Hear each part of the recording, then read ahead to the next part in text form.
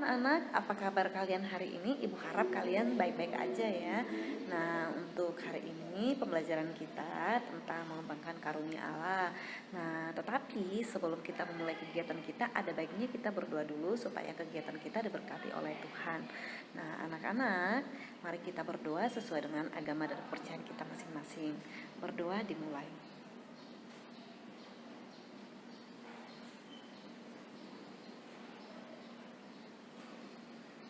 Berdoa selesai. Anak-anak yang terkasih, minggu lalu kita sudah belajar tentang aku pribadi yang unik ya. Dalam aku pribadi yang unik ini kita sudah tahu bagaimana Allah menciptakan manusia dengan keunikan yang berbeda-beda masing-masing. Nah, dan juga kita sudah tahu bahwasanya Allah menciptakan manusia itu sebagai makhluk yang paling istimewa. Nah, sekarang kita akan lihat bagaimana keistimewaan manusia itu dibandingkan makhluk yang lain. Nah, makanya kita harus menggali dulu, mengetahui dulu apa sih yang dimaksud dengan karunia Allah, apa yang ada dalam diri kita yang diberikan Allah sebagai karunia-Nya.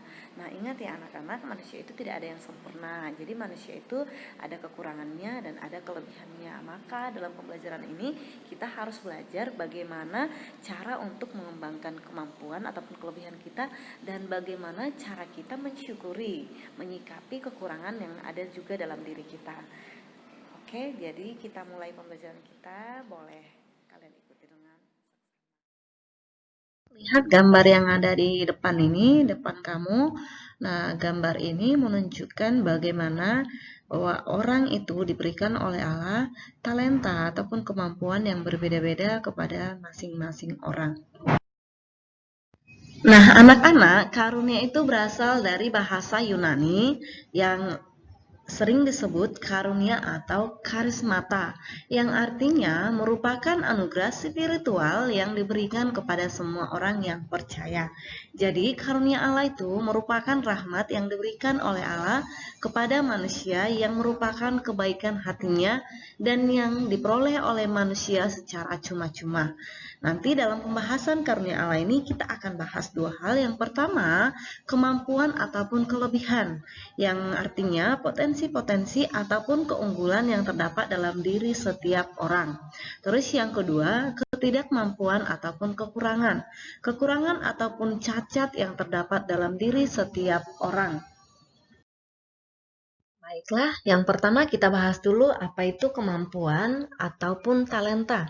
Nah, nanti poin-poin yang akan kita bahas di dalam kemampuan atau talenta ini yang pertama adalah pengertian kemampuan itu sendiri, terus yang kedua jenis dan macamnya, terus yang ketiga pandangan kitab suci tentang bakat ataupun talenta, yang keempat cara mengembangkan talenta, yang kelima sikap yang harus kita miliki. Baiklah anak-anak, pertama kita lihat dulu apa sih pengertian kemampuan ataupun talenta itu. Nah, kalau kalian pernah mendengar kata talenta, itu sering disamakan juga dengan kata keterampilan, sering juga disamakan dengan kata bakat, atau dengan kata potensi, ataupun kecerdasan. Jadi, kemampuan ataupun talenta ini adalah segala kemampuan khusus yang dengannya kita mampu mengembangkan diri menjadi pribadi yang utuh. Kemampuan merupakan kecerdasan yang dimiliki oleh setiap orang sebagai pemberian dari Tuhan. Dengan kata lain, setiap orang pasti memiliki talenta. Yang membedakannya adalah ada orang yang benar-benar mengembangkannya dan ada juga orang yang malas ataupun tidak mengembangkan bakat yang telah diberikan Tuhan kepadanya. Baiklah anak-anak, yang kedua kita masuk ke jenis-jenis kemampuan ataupun kecerdasan. Oke, menurut Profesor Howard Gardner itu menyebutkan ada 8 kemampuan ataupun kecerdasan dalam diri seseorang, dalam diri manusia. Yang pertama itu adalah musikal atau music smart. Ini adalah artinya kepekaan terhadap tangga nada, irama, dan warna bunyi, ataupun kualitas suara, apresiasi musik, bernyanyi, dan memainkan alat-alat musik. Oke, yang kedua, bodily kinesthetic atau body smart, yang artinya kemampuan untuk menggunakan badan atau tubuh untuk ekspresi gerak. Contohnya tarian ataupun akting maupun aktivitas bertujuan seperti atletik ataupun olahraga. Terus yang ketiga, internasional atau people smart. Ini artinya adalah sangat berhubungan dengan kemampuan untuk memahami orang lain dan mengenal emosi dan perasaan orang lain. Oke, yang kelima, verbal linguistic atau word smart, yang artinya keterampilan orang dalam berbahasa atau menguasai bahasa tulisan dan lisan. Yang kelima, logical mathematical atau logis smart, yang artinya keterampilan berhitung, juga berpikir logis, dan keterampilan pemecahan masalah.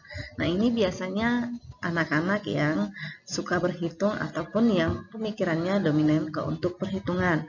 Terus yang keenam, naturalistic atau natur smart, yang artinya kecerdasan naturalis yang menunjukkan rasa empati, pengenalan, dan pemahaman tentang kehidupan alam.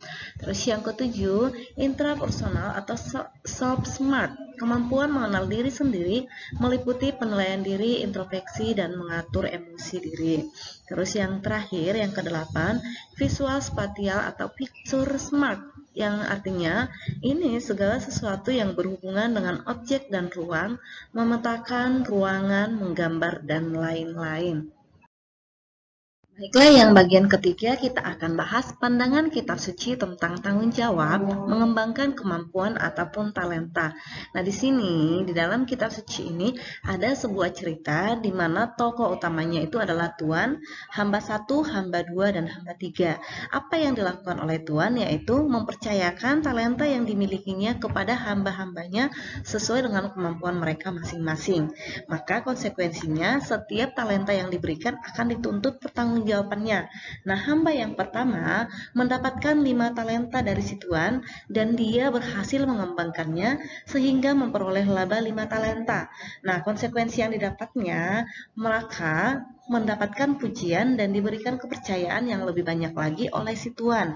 Terus hamba yang kedua, dia mendapatkan 2 talenta dan mampu mengembangkannya dan memperoleh laba 2 talenta.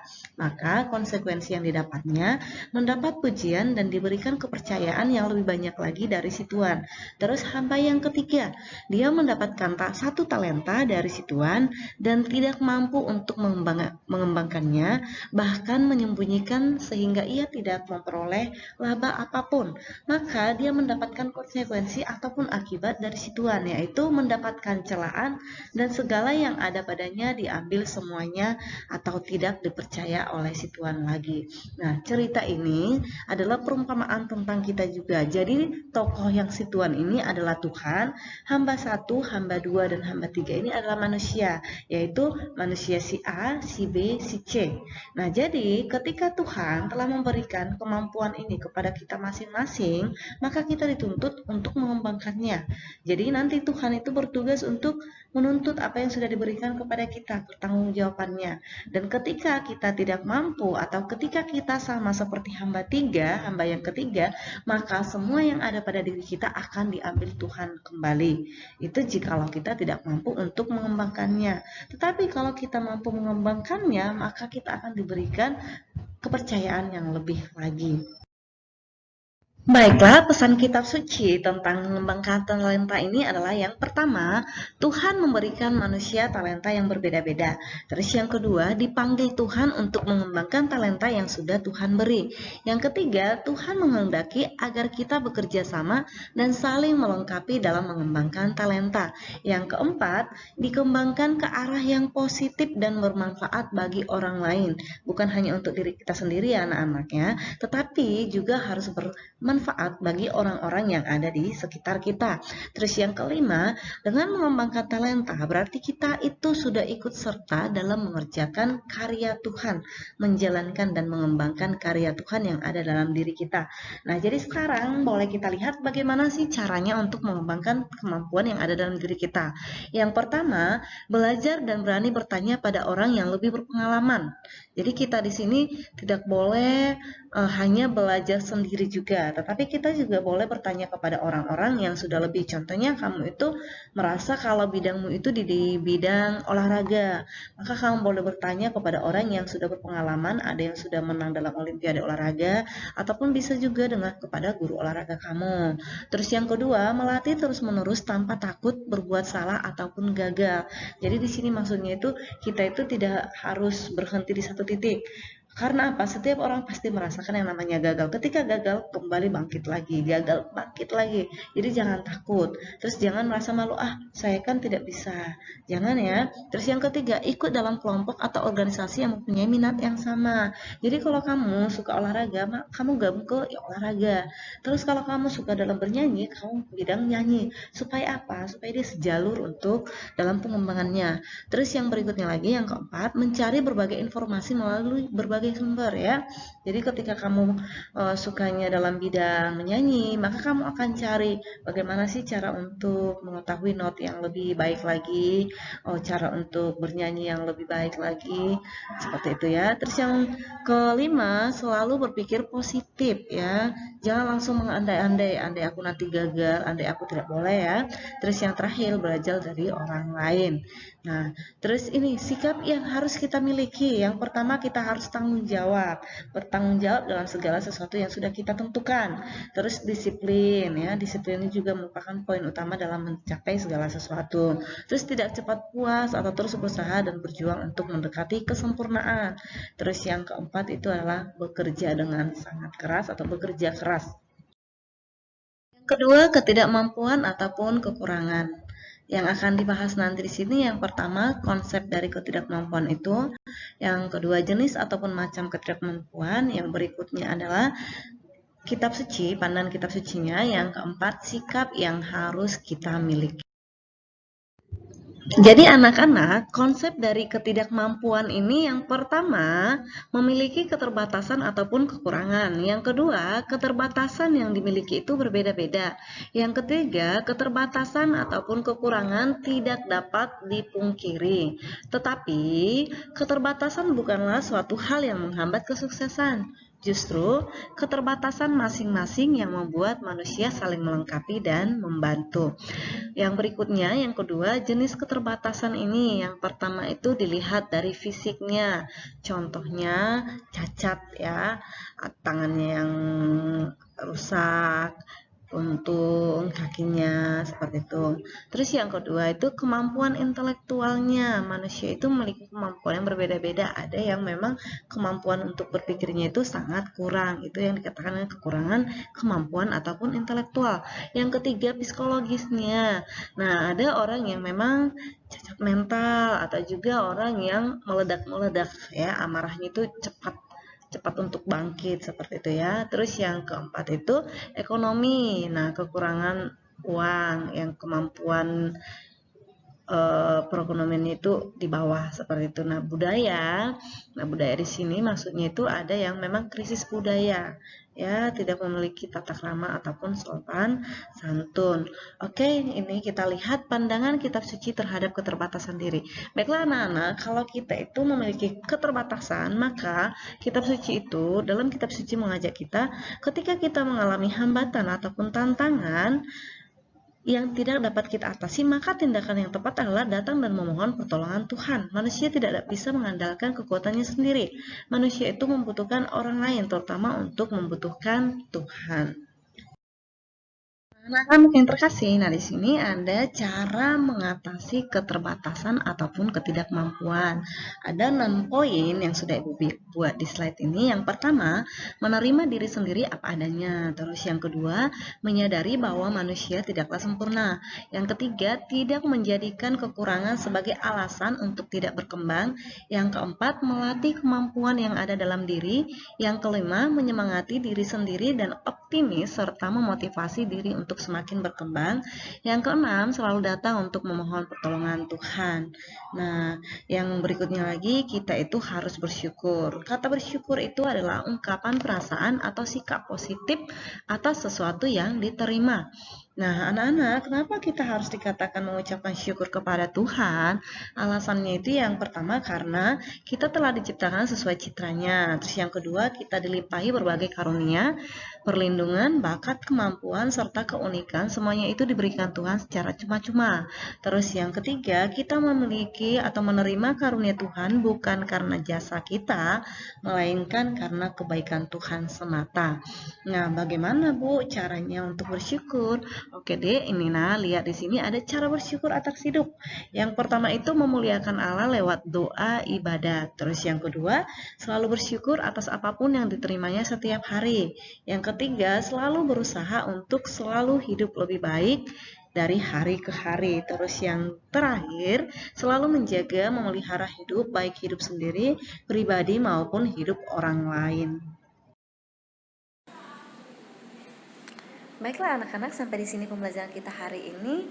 Ibu harap kalian sudah mengerti tentang bagaimana mengembangkan karunia Allah, bahwasanya setiap manusia itu ketika memiliki kemampuan atau kelebihan harus dikembangkan dan harus dapat digunakan untuk kepentingan umum dan bukan hanya untuk diri kita, tapi bermanfaat bagi orang lain.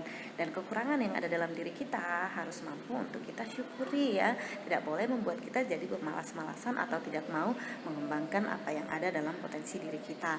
Oke anak-anak, sebelum ibu tutup, ada baiknya kita tutup dengan doa penutup dulu ya. Berdoa sesuai dengan agama dan kepercayaan kita masing-masing.